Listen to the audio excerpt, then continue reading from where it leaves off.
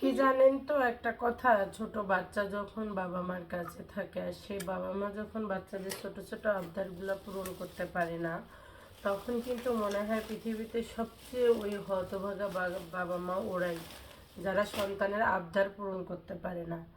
আমিও হয়তো তাদের মধ্যেই একজন, জানি না। এখন একটু সময় আমার যাচ্ছে সেরকম, কিন্তু আমার সন্তান তো বোঝে না যে আমার মার কি অসুবিধা। দিনের পর দিন ওর তো বোঝার বয়স হয়নি। ও আর কি ছোটো টুকিটাকি ওর চাহিদায় চকলেট, বিস্কিট, এই যে ধরো চকলেট, বিস্কিট, নুডলস, কেক, এসব কিন্তু ওর চাওয়া থাকে। হ্যাঁ, এগুলো ছোট ছোট চাওয়া, তো বোঝে না মায়ের কত অসুবিধা।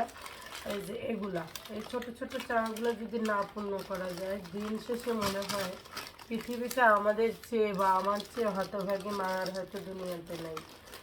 তো যাই হোক, তারপরেও আমি ওর জন্য, ও যেহেতু দোকান থেকে ফেরত আসতে চাচ্ছিল না, তো আমি এগুলা নিয়ে আসছি। ওর দেখেন কত খুশি, কেক নিছে, নুডলস নিছে, বনুকে জানাচ্ছে যে কত খুশি, কেক নুডলস নিয়ে অনেক খুশি।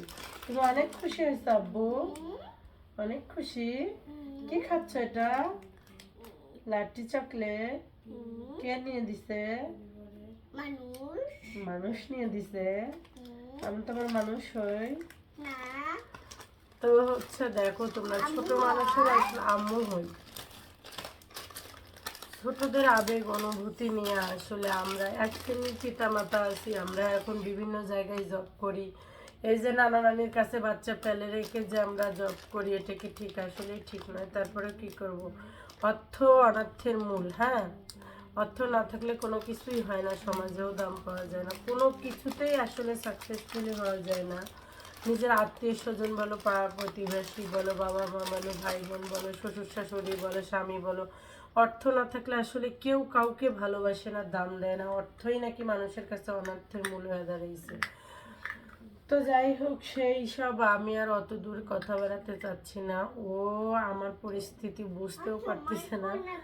ও তো একের পর এক এই খাবে ওই খাবে বায়না করে যাচ্ছে। তো আল্লাহ মাহবুদ আমাকে যতটুক সামর্থ্য দিয়েছে তার মধ্যে আমি চেষ্টা করে যাচ্ছি ওকে নেওয়ানোর, খাওয়ানোর। তো তোমরা সবাই অবশ্যই দোয়া করবে আমার জন্য, আমি জানি আমার বাচ্চা দুটোকে ভালোভাবে মানুষ করতে পারি আর ওদের সাথে ভালো সঙ্গ দিতে পারে। আমি এখন ঠিক করেছি ওকে নিয়েই আমি থাকবো, যত কষ্টই হোক ওর পাশে আমি থাকবো। আমি জব করি, যাই করি, যেখানেই যাই, আমি ওর সাথে নিয়েই থাকবো। তো তোমরা সবাই আমাকে, আমার জন্য দোয়া করবে, ওর জন্য দোয়া করবে। এইটুকুই আমার চাওয়া পাওয়া তোমাদের কাছে। খোদা হাফেজ।